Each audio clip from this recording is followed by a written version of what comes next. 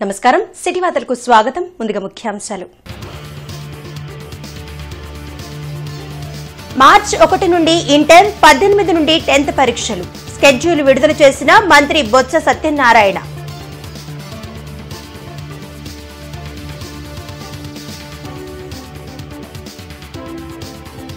రాష్ట్రాన్ని సర్వనాశనం చేస్తున్న సీఎం జగన్ ప్రజలు సాగనంపేందుకు సిద్ధంగా ఉన్నారన్న టీడీపీ అధినేత చంద్రబాబు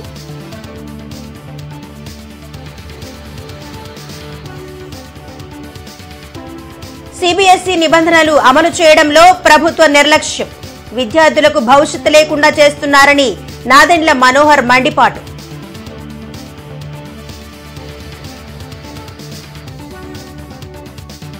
కొనసాగుతున్న అంగన్వాడీల సమ్మె సమస్యల పరిష్కారంపై ఆశా వర్కర్ల నిరసన దీక్ష తుఫాన్తో నష్టపోయిన రైతాంగాన్ని ఆదుకోవాలని సిపిఐ ధర్నా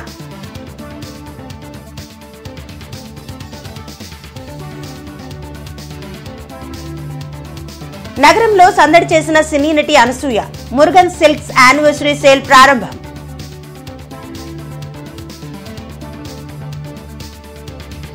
రాష్ట్రంలో 10th ఇంటర్ పరీక్షల స్కెడ్యూల్ విడుదలైంది. విజయవాడలో మంత్రి బొత్స సత్యనారాయణ పరీక్షల స్కెడ్యూల్ను ప్రకటించారు.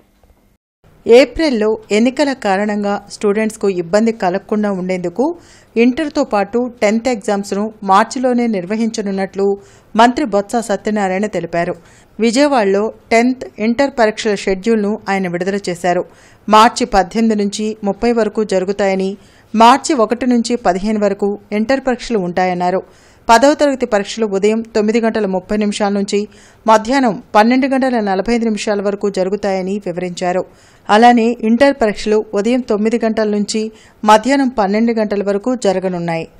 ఈ ఏడాది వచ్చే ఏడాదిలో సాధారణ ఎన్నికలు ఉంటాయి కాబట్టి మరి దానికి దీనికి కాంట్రడిక్టరీ లేకుండా విద్యార్థులకి ఏమి ఇబ్బంది జరగకుండా ఉండాలనేది ఆలోచన చేసి ఇవి మార్చి 31 లోపల అయిపోవాలని చెప్పని టెంటివ్గా ఈ నిర్ణయం తీసుకున్నాం. ఇంటర్మీడియట్ పరీక్షలకు సంబంధించి ప్రాక్టికల్ పరీక్షలు వచ్చి ఫిబ్రవరి 5 నుంచి 20వ తేదీ వరకు జరుగుతాయి. ప్రాక్టికల్స్ థియరీ వచ్చి మార్చి 1వ తేదీ నుంచి మార్చి 20 వరకు జరుగుతాయి. ఈ పరీక్షలు రోజు ఉదయం 9 గంటల నుంచి మధ్యాహ్నం 12 గంటల లోపు ఈ పరీక్షలు జరుగుతాయి.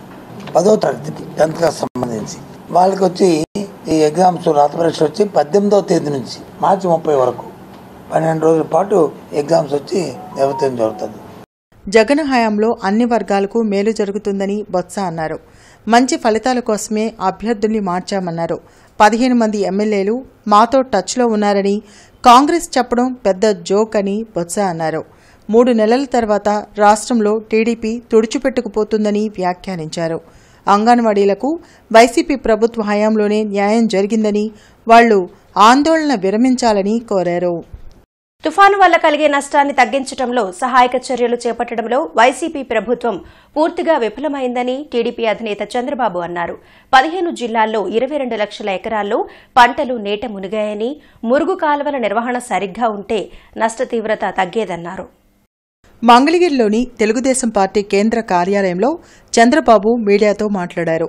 రాష్ట్రాన్ని సర్వనాశనం చేసిన జగన్ను సాగనంపేందుకు ప్రజలు సిద్ధంగా ఉన్నారని చెప్పారు. వచ్చే ఎన్నికల్లో వైసీపీ అభ్యర్థుల డిపాజిట్లు గల్లంతు కావడం ఖాయమన్నారు. రాష్ట్రంలో ఎక్కడ చూసినా వైసీపీ అరాచక పాలనపైనే చర్చ జరుగుతుందని చంద్రబాబు అన్నారు. 2024 తర్వాత వైసీపీ ఉనికే ఉండదని, ఓటమి భయంతోనే జగన్ అభ్యర్థులను అటూ ఇటూ మారుస్తున్నారని చెప్పారు. ఎమ్మెల్యేలు, మంత్రులకు ట్రాన్స్ఫర్లు ఉంటాయని ఇప్పుడే తెలిసిందంటూ ఎద్దేవా చేశారు. తుఫాన్ తీవ్రతను ఆపలేకపోయినా దానివల్ల జరిగే నష్టాన్ని నియంత్రించగలమన్నారు. మిచోంగ్ తుఫాన్తో రైతులు తీవ్రంగా నష్టపోయారని, ఎంత పంట నష్టం జరిగిందో ప్రభుత్వం ఇప్పటికే ప్రకటించకపోవడాన్ని తప్పుపట్టారు. వైసీపీలో ఎవరైనా మంచివాళ్లు ఉండి టీడీపీలోకి వస్తామంటే ఆలోచిస్తామని చంద్రబాబు ప్రకటించారు. మిచోంగ్ తుఫాను రాష్ట్ర రైతాంగాన్ని అదే మరి రాష్ట్రాన్ని చాలా డ్యామేజ్ చేసింది. దీనికి కారణం పూర్తిగా ప్రభుత్వ వైఫల్యం. తుఫాన్ లాంటివి వచ్చినప్పుడు మనం తుఫాన్ నిలపలేం, కానీ దానివల్ల జరిగే ప్రాణ నష్టం, ఆస్తి నష్టాన్ని పూర్తిగా కంట్రోల్ చేసే పరిస్థితి ఉంటుంది, నియంత్రణ చేసే పరిస్థితి ఉంటుంది. ఈరోజు ఏం జరిగింది ఇప్పుడుగానే అడుగుతున్నా. ఎన్ని లక్షల ఎకరాలు నష్టమైందో చెప్పమని అడుగుతున్నాను ఈ ప్రభుత్వాన్ని. ఆ కరువుకు ₹1 అడిగారా ఇప్పటికి మీరు? కేంద్రానికి ఒక రిపోర్ట్ పంపించారా మీరు? అంటే 4.5 సంవత్సరాలు అయిన తర్వాత ఈ ముఖ్యమంత్రి కరువు వస్తే ఏం చేయాలి అని తెలియదు, తుఫాను వస్తే ఏం చేయాలో తెలియదు. ఎందుకు? వాళ్ళు అంత మంచి వాళ్ళు చూద్దాం. అందరికీ తెలుసు ఆ పడవ మునిగిపోతుందని. ఈసారి మునిగిపోతే శాశ్వతంగా మునిగిపోతుంది. ఆ పార్టీకి ఒక చరిత్ర లేదు, ఒక పద్ధతి లేని పార్టీ, పునాదులు లేని పార్టీ, పునాదులు లేకుండా కూలిపోతుంది. ఆ విషయం మీరు గుర్తుపెట్టుకోవాలి. ఇలాంటి అరాచకాలు చేసిన తర్వాత ప్రజలు ఎవరు దాన్ని క్షమించరు, లేకుంటే సహకరించరు. ప్రపంచ స్థాయి విద్యను అందిస్తానని మోసపు మాటలు చెప్పిన జగన్ మామ పిల్లలకి భవిష్యత్తు లేకుండా చేస్తున్నారని జనసేన పీఎస్సీ చైర్మన్ నాదెండ్ల మనోహర్ మండిపడ్డారు. సిబిఎస్ఈ సిలబస్లో చదివిన విద్యార్థులకు కనీసం పరీక్షలు రాసుకునే పరిస్థితి లేకుండా చేస్తున్నారని నాదెండ్ల మనోహర్ ఆరోపించారు. మంగళగిరిలోని జనసేన కేంద్ర కార్యాలయంలో మనోహర్ మీడియాతో మాట్లాడారు. సిబిఎస్ఈ నిబంధనలను అమలు చేయడంలో ప్రభుత్వం నిర్లక్ష్యం వల్ల విద్యార్థులు పరీక్షలకు ఎలా వెళ్తారో తల్లిదండ్రులు ఆలోచించాలన్నారు. హాఫ్ నాలెడ్జీ సీఎం తీసుకునే నిర్ణయాలు అలాగే ఉంటాయంటూ తీవ్ర వ్యాఖ్యలు చేశారు. రాష్ట్రంలో ఉన్న 44,639 పాఠశాలలు సిబిఎస్ఈ సిలబస్ తీసుకొస్తున్నామని ఫిబ్రవరి 2021లో ముఖ్యమంత్రి కార్యాలయం స్టేట్మెంట్ ఇచ్చింది. డిసెంబర్ 14వ తారీఖు అంటే ఇంకో 2 నెలల్లో ఈ విద్యార్థులు సిబిఎస్ఈ సిలబస్లో ఇన్ని రోజులు చదువుకున్న విద్యార్థులు ఎగ్జామ్స్ రాయబోతున్నారు. కానీ ఈరోజున్న పరిస్థితి ఏంటంటే వీళ్ళ నిబంధనలు ఏవి కూడా వీళ్ళు పాటించలేదు కాబట్టి ఈ విద్యార్థులు టెస్ట్ రాసుకునే అవకాశం కూడా కోల్పోయే పరిస్థితి స్పష్టంగా మన కళ్ళ ముందు కనపడుతోంది. 85,353 విద్యార్థులకు ₹300 చొప్పున ఫీజు కట్టాలి. దాని టోటలు ₹2,56,05,900. అది ఇప్పటివరకు కట్టలేదు. ప్రతి సిబిఎస్ఈ సిలబస్ పాఠశాలలో ఒక కౌన్సిలర్ ఉండాలి, స్టూడెంట్ కౌన్సిలర్. ఎంతమంది పెట్టారండి వీళ్ళు? 0. వొకేషనల్ ట్రైనర్స్ అంటే సబ్జెక్ట్ వారీగా టీచర్స్ని ఏర్పాటు చేస్తారు. వొకేషనల్ టీచర్స్ ట్రైనర్స్ అంటారు. 533 ఈ రోజు వరకు వాళ్ళు చేసింది. అంటే ఇంకా 467 ఖాళీలు ఉన్నాయి. ఇంకా అసలు ఈ నామ్స్ మీరు, ఈ నిబంధనలను మీరు మీట్ కాకపోతే ఈ బిడ్డల భవిష్యత్తు ఏంటి? వాళ్ళు సిబిఎస్ఈ రాయాలా పరీక్ష, స్టేట్ సిలబస్ రాయాలా పరీక్ష? ఏమైపోతారు వీళ్ళు? ఇంత మోసం ఎందుకు చేసింది ఈ ప్రభుత్వం నేను ప్రశ్నిస్తున్నాను. అంగన్వాడీలకు కనీస వేతనం ఇవ్వాలని డిమాండ్ చేస్తూ జరుగుతున్న నిరవధిక సమ్మె కొనసాగుతుంది. జిల్లా కలెక్టర్ కార్యాలయం వద్ద ఎర్ర దుస్తులను ధరించి మోకాళ్లపై నిలబడి అంగన్వాడీలు నిరసన తెలిపారు. జిల్లా కలెక్టర్ కార్యాలయం వద్ద జరిగిన ఆశా వర్కర్ల నిరసన దీక్షలో సిఐటియు రాష్ట్ర కార్యదర్శి రమాదేవి, సిపిఎం జిల్లా కార్యదర్శి పాసం రామారావు పాల్గొని మద్దతు తెలిపారు. కనీస వేతనం ₹26,000 ఇవ్వడంతో పాటు 10 లక్షల రూపాయల ఇన్సూరెన్స్ సౌకర్యాన్ని కల్పించాలని డిమాండ్ చేశారు. పని భారాన్ని తగ్గించడంతో పాటు ఇళ్ల స్థలాలు, ఇళ్లు కట్టించి ఇవ్వాలన్నారు. ప్రభుత్వ సెలవులు మంజూరు చేసి రిటైర్మెంట్ బెనిఫిట్స్ ఇవ్వాలన్నారు. ప్రభుత్వం తమ సమస్యలను పరిష్కరించేంత వరకు ఆందోళన కొనసాగిస్తామని హెచ్చరించారు. కార్యక్రమంలో వై నేతాజీ, లక్ష్మీనారాయణ, జ్యోతి తదితరులు పాల్గొన్నారు. ఈ డిమాండ్లు నెరవేర్చకపోగా ప్రభుత్వం చాలా మొండి వైఖరితో రకరకాల ప్రయత్నాలు చేస్తూ ఉంది. అంగన్వాడీ కేంద్రాలని తాళాలు పగలగొట్టమని ఈరోజు చెప్తా ఉంది. దాన్ని మేము తీవ్రంగా అంగన్వాడీలుగా ఖండిస్తున్నాము. ప్రభుత్వానికి హెచ్చరిస్తున్నాము. మీరెంత మొండిగా ఉన్నారో మీ అంగన్వాడీలు కూడా అంతకంటే జగమొండులుగా ఉంటామని చెప్పి చెప్తా ఉన్నాము. అలాగే వైసీపీ నాయకులు కూడా దుర్భాషలు ఆడుతూ ఉన్నారు. దాన్ని కూడా మేము తీవ్రంగా ఖండిస్తూ ఉన్నాము. ఈరోజు మేము పొట్ట కాలి మేము రోడ్డెక్కాము. ఒక్కొక్క అంగన్వాడీ కార్యకర్త 50,000, 60,000 పెట్టుబడి పెట్టి సెంటర్ నడుపుతూ ఉంది. మాకు పెండింగ్లో ఉన్నాయి చెల్లించమంటే ఈ రకంగా మాట్లాడటం అనేది చాలా అన్యాయము. కాబట్టి మా సమస్యలన్నీ తీరే వరకు కూడా మేము ఈ నిరసన కొనసాగిస్తూనే ఉంటాం. సీఎం జగన్ తమకు ఇచ్చిన హామీలను అమలు చేయాలని అంగన్వాడీలు రోడ్డెక్కితే వైసీపీ నేతలు ఇష్టం వచ్చినట్టు మాట్లాడడం సిగ్గుచేటని టీడీపీ అంగన్వాడీ డ్వాక్రా విభాగ రాష్ట్ర అధ్యక్షురాలు ఆచంట సునీత అన్నారు. మంగళగిరిలోని టీడీపీ కేంద్ర కార్యాలయంలో ఆమె మీడియాతో మాట్లాడారు. అంగన్వాడీలు, హెల్పర్ల జీతాలను పెంచింది చంద్రబాబు అయితే జగన్ గొప్పలు చెప్పుకుంటున్నారని విమర్శించారు. అంగన్వాడీల సమస్యలను పరిష్కరించుకుంటే మహిళా ఆగ్రహాన్ని వైసీపీ చెవిచూడక తప్పదని సునీత హెచ్చరించారు. రాష్ట్రంలో ఉన్నటువంటి 1,20,000 మంది అంగన్వాడీ వర్కర్స్, హెల్పర్స్ రోడ్డు మీదకొచ్చి, అందులో ఎంతో మంది చంటి పిల్లల్ని తీసుకొని బాలింతలుగా ఉన్న వాళ్ళు కూడా వచ్చేసి మా యొక్క హక్కుల్ని కాపాడుకోవాలండి, మాకు చేస్తానన్న హామీలు నెరవేర్చండి ముఖ్యమంత్రి గారు అని నిరసనలు తెలియజేయటం అనేది 3 రోజులుగా జరుగుతుంటే ఏ విధంగా వైసీపీ ఎమ్మెల్యేలు మంత్రులు మాట్లాడుతున్నారంటే అంగన్వాడీలకి ఒళ్ళు బలిసి చేస్తున్నారంట.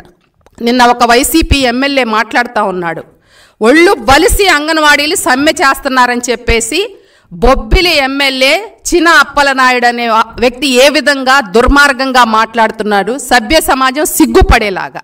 ముఖ్యమంత్రి గారు ఒక్కసారి తాడేపల్లి ప్యాలెస్లోంచి బయటకు వచ్చి మీ యొక్క పరదాలు తొలగించుకొని రాష్ట్ర వ్యాప్తంగా ఎలా జరుగుతుంది, అంగన్వాడీలు ఏ విధంగా బయటకు వచ్చి వాళ్ళ నిరసనలు తెలియచేస్తున్నారు, ఒక్కసారి వాళ్ళ మాటలు వింటే మీకు అర్థమవుతా ఉంటుంది. తుఫాన్తో నష్టపోయిన రైతులకు రాష్ట్ర ప్రభుత్వం నష్టపరిహారం చెల్లించాలని డిమాండ్ చేస్తూ సిపిఐ ధర్నా చేపట్టింది. రైతు సంఘాల ఆధ్వర్యంలో జిల్లా కలెక్టర్ కార్యాలయం వద్ద జరిగిన ధర్నా కార్యక్రమానికి జనసేన పార్టీ జిల్లా అధ్యక్షుడు గాదె వెంకటేశ్వరరావు మద్దతు తెలిపారు. తుఫాను, కరువుతో నష్టపోయిన రైతులకు ఎకరాకు 75,000 రూపాయల పరిహారాన్ని ఇచ్చి ఆదుకోవాలని డిమాండ్ చేశారు. తక్షణ పరిహారం కింద 1,000 కోట్ల రూపాయల నిధిని ఏర్పాటు చేయాలన్నారు. తుఫాన్తో తడిసిన ధాన్యాన్ని మద్దతు ధరకు కొనుగోలు చేయాలని కోరారు. రైతులను తక్షణమే ప్రభుత్వం ఆదుకోకుంటే ఆందోళన తీవ్రతరం చేస్తామని హెచ్చరించారు. కార్యక్రమంలో సిపిఐ జిల్లా కార్యదర్శి జంగాల అజయ్ కుమార్, కౌలు రైతు సంఘం నాయకులు అజయ్ కుమార్ తదితరులు పాల్గొన్నారు. డెల్టా ప్రాంతంలో ఉన్నటువంటి మొత్తం పంట భూములన్నీ నీటి పాలైపోయి కనీసం 1% కూడా పంట చేతికి రాని దుస్థితిలో ఇవాళ ఆంధ్రప్రదేశ్లో రైతు గోడు వర్ణనాతీతంగా కనపడుతూ ఉన్నది. ఇప్పటికే 4-5 రైతులు ఆత్మహత్య చేసుకున్నారు. మన జిల్లా గుంటూరు జిల్లా దుగ్గిరాల్లో బసవపుర్ణ అనేటటువంటి 37 సంవత్సరాల యువ రైతు 6 ఎకరాలు వరి పొలం వేసి ఆ పొలం మొత్తం నీట మునిగిపోతే ఏం చేయాలో అర్థం కాక అతను పురుగు మందు తాగి పొలంలోనే తనువు చాలించిన పరిస్థితిని చూస్తూ ఉన్నాం. కేవలం నష్టపరిహారం గురించి చెప్పకుండా మీకు సబ్సిడీతోటి 80%, 50% విత్తనాలు ఇస్తున్నామని చెప్తున్నారు. కానీ నష్టపోయిన దానికి పరిస్థితి ఏంటి? వాళ్ళ మిర్చికి 1,00,000 పైన పెట్టుబడి పెట్టారు. దానికి నష్టపరిహారం 75,000 ఇస్తేనే వాళ్ళకి గిట్టుబాటు అవుతుంది. అదే ఉద్యాన పంటలు కూడా అదే పరిస్థితి. ఇవాళ వరి చాలా తక్కువగా భూమి ఇవాళ సాగు చేసిన పరిస్థితి. ఆ వరికి సంబంధించి ఇవాళ పూర్తిగా పంట నష్టం జరిగింది.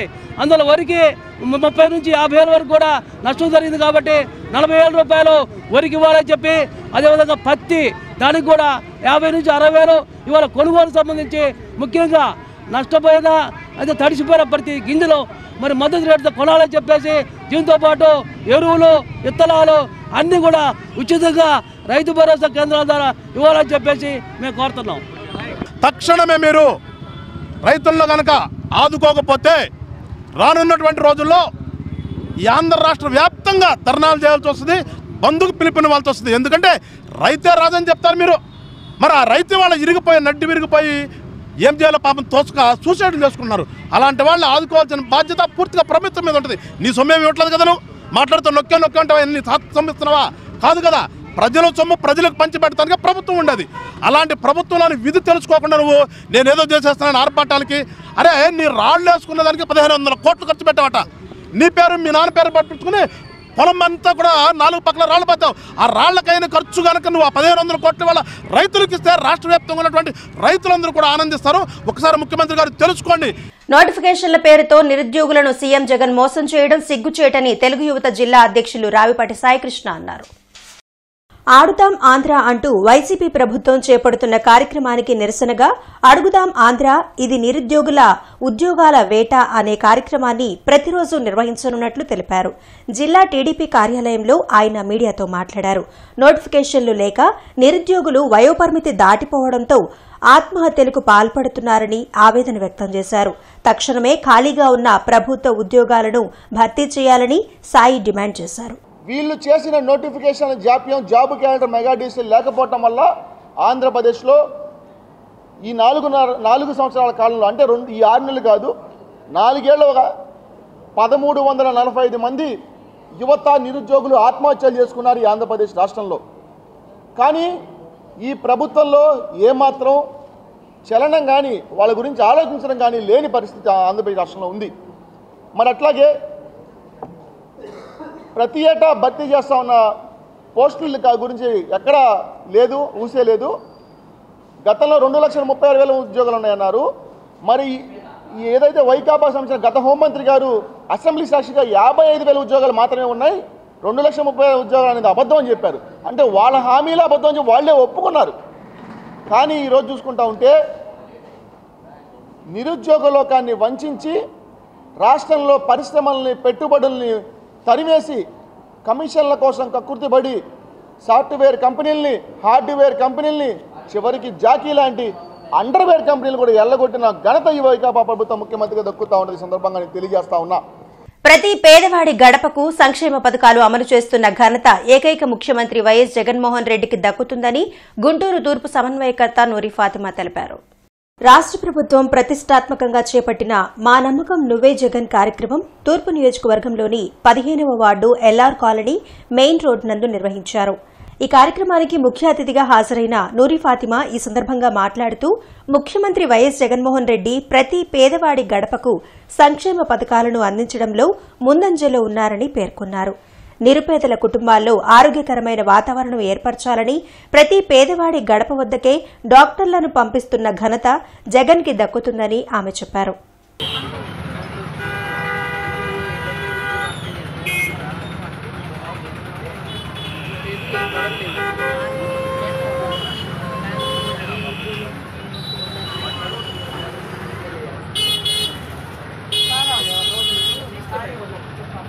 ఆశా వర్కర్ల సమస్యలను పరిష్కరించాలని డిమాండ్ చేస్తూ 36 గంటల నిరసన దీక్షకు దిగారు. సిఐటియు ఆధ్వర్యంలో జరిగిన నిరసన దీక్షలో జిల్లాలోని ఆశా వర్కర్లు పెద్ద సంఖ్యలో పాల్గొన్నారు.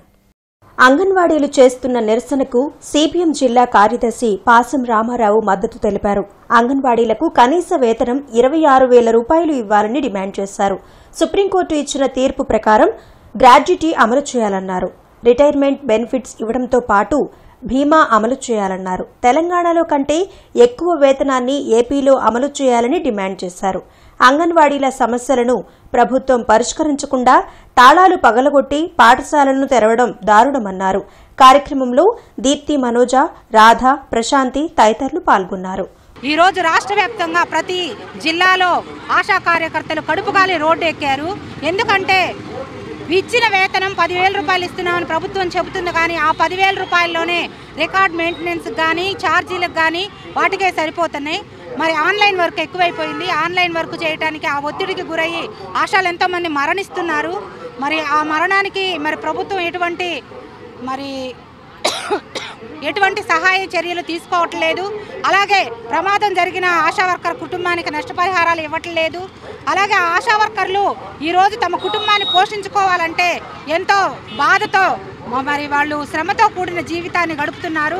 ప్రతి ఒక్క ఆశా వర్కర్ ఏ వ్యక్తి అయినా సరే, ఒక భార్య భర్త 2 పిల్లలు బ్రతకాలంటే సుప్రీంకోర్టు కనీస వేతనం 26,000 రూపాయలు ఉంటేనే వాళ్ళు సహజీవనం జరపగలరు అని సుప్రీంకోర్టు తీర్పిస్తే మరి ఈరోజు ఆశా వర్కర్ల కుటుంబాలు 10,000 రూపాయలతో ఎలా గడుస్తాయని మేము ప్రభుత్వాన్ని, అధికారులను అడుగుతున్నాము. సంగం డైరీ చైర్మన్ మాజీ ఎమ్మెల్యే ధూళిపాళ్ల నరేంద్ర కుమార్ పుట్టినరోజు వేడుకలు ఘనంగా జరిగాయి. సిద్ధార్థనగర్లో జరిగిన వేడుకల్లో కేక్ కట్ చేసి శుభాకాంక్షలు తెలిపారు. తెలుగుదేశం పార్టీ నాయకుల మధ్య జరిగిన వేడుకల్లో ధూళిపాళ్ల నరేంద్ర మాట్లాడుతూ ఎలాంటి రాజకీయ నేపథ్యం లేని కుటుంబం నుండి రాజకీయాల్లో వచ్చిన తనకు ప్రజల ఆప్యాయత లభించిందన్నారు. ప్రజల అండతో రాజకీయాల్లో తలెత్తిన ఎన్నో సమస్యలను సమర్థవంతంగా ఎదుర్కొన్నట్లు చెప్పారు. ఎన్నో ఏళ్ల చరిత్రలో వైసీపీ విద్వేషపూరిత పాలన లాంటి పాలనను ఎన్నడూ చూడలేదన్నారు. రానున్న రోజుల్లో ప్రజల అండతో వైసీపీ దుర్మార్గపు పాలనను పారద్రోలుతామన్నారు. కార్యక్రమంలో టీడీపీ జిల్లా అధ్యక్షులు తెనాలి శ్రావణ్ కుమార్, నగర అధ్యక్షులు డేగల ప్రభాకర్, పశ్చిమ నియోజకవర్గ ఇన్ఛార్జ్ కోవెలమూడి నాని, తూర్పు నియోజకవర్గ ఇన్ఛార్జ్ నసీర్ అహ్మద్, మన్నవ సుబ్బారావు, టీడీపీ కార్పొరేటర్లు పాల్గొన్నారు. ఓటమి నాకు ఎన్నో నేర్చుకోవడానికి ఉపయోగపడింది, ఎన్నో కొత్త అనుభవాలు ఇచ్చింది. అదేవిధంగా నా రాజకీయ ప్రయాణంలో మరి ఈ ప్రభుత్వం 2019లో ఈ ప్రభుత్వం వచ్చిన తర్వాత ఇటువంటి విధ్వంసకపరమైన పాలన కానీ విద్వేషపూరితమైన పరిపాలన కానీ మేము ఎప్పుడు చూడలేదు. ఎందుకంటే నా ప్రయాణంలో మేము ఎన్టీ రామారావు గారిని చూసాం, చంద్రబాబు గారిని చూసాం, రాజశేఖర రెడ్డిని చూసాం, మళ్ళీ చంద్రబాబు నాయుడు గారిని చూడటం జరిగింది. కానీ తొలిసారి ఇటువంటి విద్వేషపూరితమైన పాలన చూడటం జరిగింది. కాబట్టి రాజకీయ నాయకులు ఎవరైతే ప్రజల గొంతు వినిపించే వాళ్ళు ఎవరైతే ఉన్నారో వాళ్ళని అణగదొక్కడమే లక్ష్యంగా ఈ ప్రభుత్వం పరిపాలన చూడటం జరిగింది. మా మీద కూడా ఎన్నో కేసులు పెట్టారు. ఈ రాష్ట్రంలో చాలామంది కేసులు ఎదుర్కొన్నారు. కానీ ఇటువంటి పరిస్థితులు ఉన్నా కూడా మరి మాకు అండగా ఉన్న మా నియోజకవర్గ ప్రజలు కానీ అలాగే మా పార్టీ నాయకులు కానీ చాలామంది శ్రేయోభిలాషులు కానీ ఇటువంటి కష్టకాలంలో కూడా ఇబ్బందులు ఎదుర్కొన్నప్పుడు మాతో ఉండి మాకు ఒక స్థైర్యాన్ని ఇచ్చారు. కాబట్టి సినీ నటి అనసూయ నగరంలో సందడి చేశారు. మురుగన్ సిల్క్స్ యానివర్సరీ సేల్ ను ఆమె ప్రారంభించారు. మురుగన్ సిల్క్స్ మొదటి వార్షికోత్సవం సందర్భంగా నగరంలో సినీ నటి అనసూయ సందడి చేశారు. ఈ సందర్భంగా ఆమె మాట్లాడుతూ సరికొత్త హంగులతో సకుటుంబ సమేతంగా షాపింగ్ చేసేలా మురుగన్ సిల్క్స్ ప్రజల ముందుకు వచ్చిందన్నారు.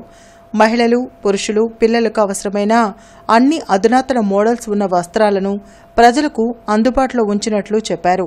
పండుగల సందర్భంగా ప్రజలకు ఇష్టమైన రీతిలో ఆఫర్లను అందిస్తున్నట్లు తెలిపారు. ప్రస్తుతం పుష్ప 2 సినిమాలో తాను నటిస్తున్నట్లు చెప్పారు.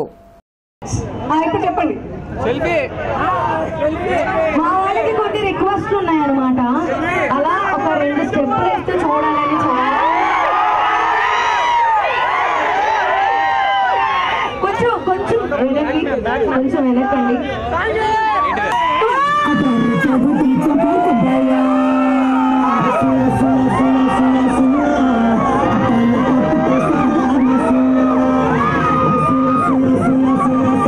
హలో గుంటూరు, ఎలా ఉన్నారు అందరూ?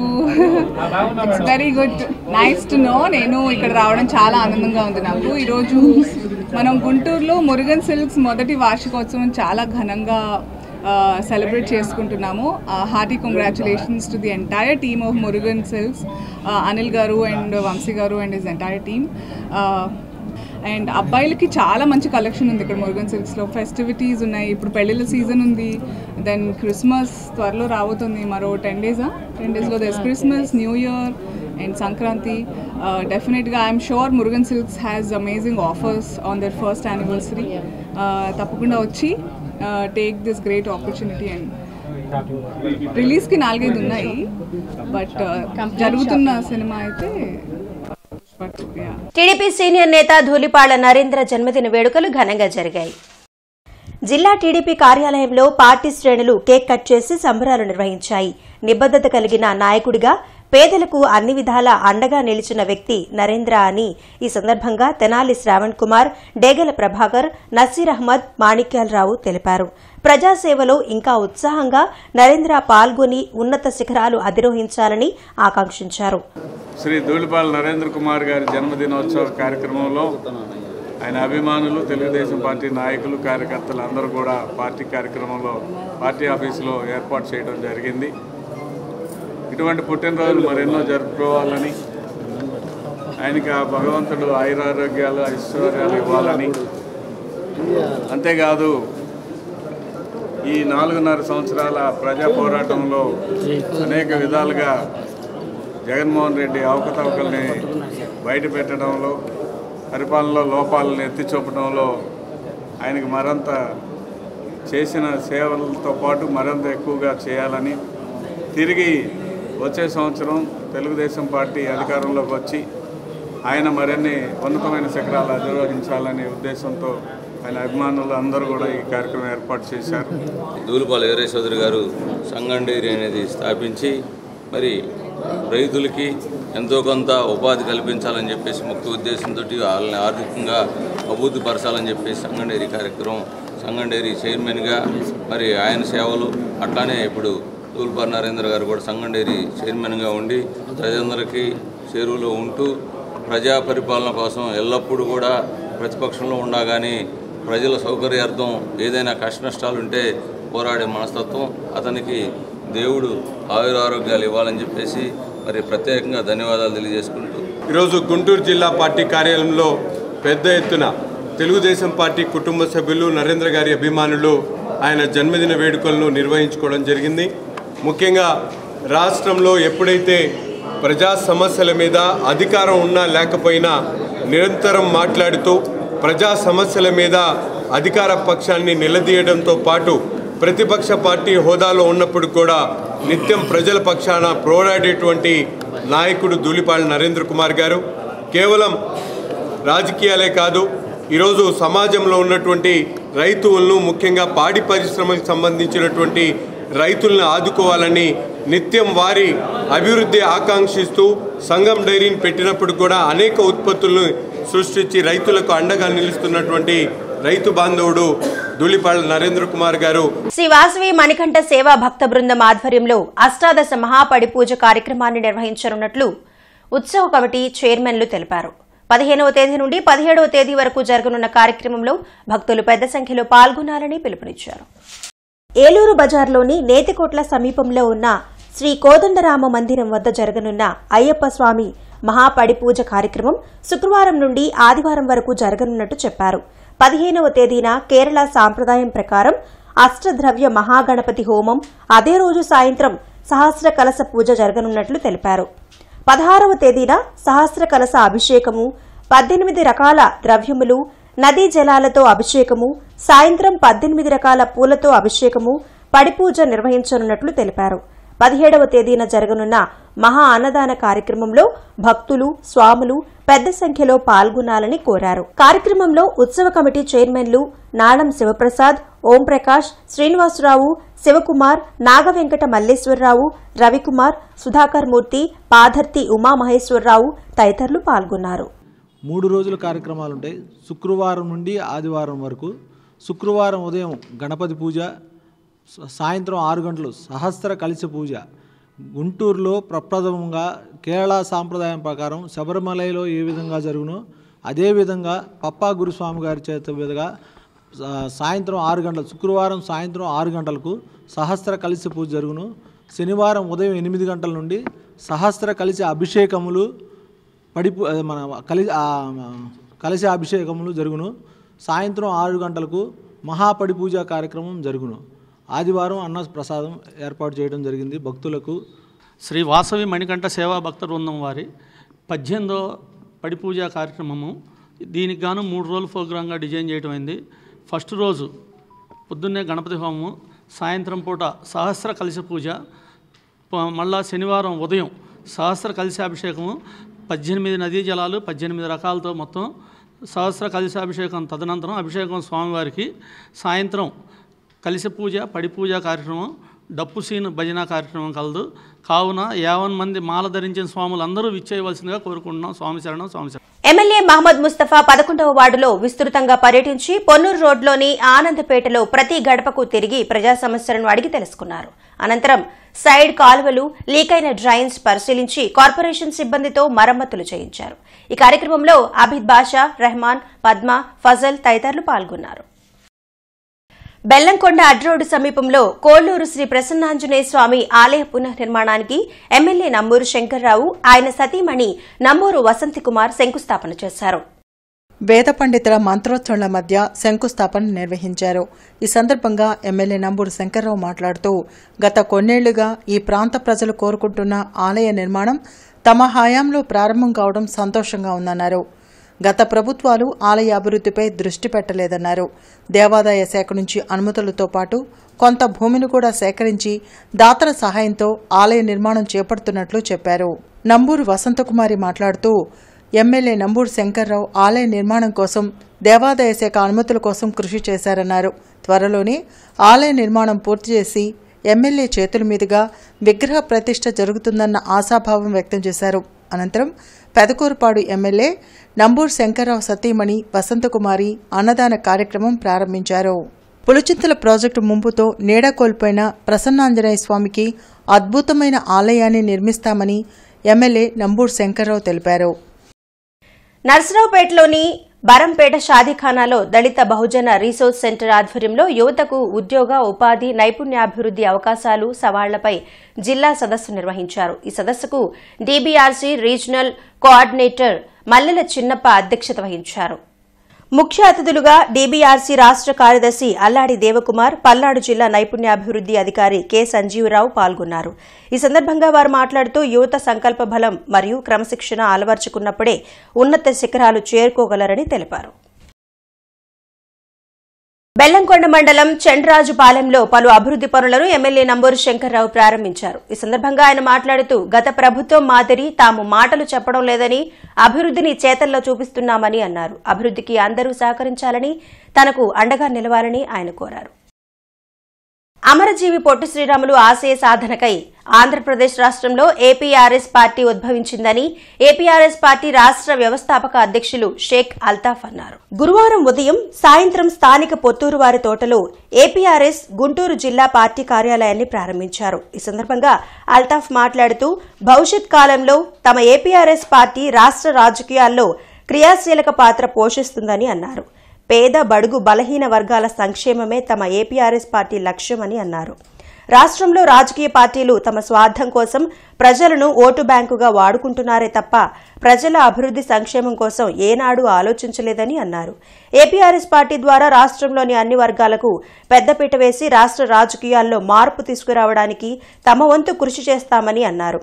ఈ కార్యక్రమంలో సీనియర్ న్యాయవాది గుడిసేవ హరిగోపాల్, ఇంకా దొడ్ల వెంకటేశ్వర్లు, నోముల శ్రీనివాసరెడ్డి, చిస్తీ భాషా షేక్ అరీఫ్ తదితరులు పాల్గొన్నారు.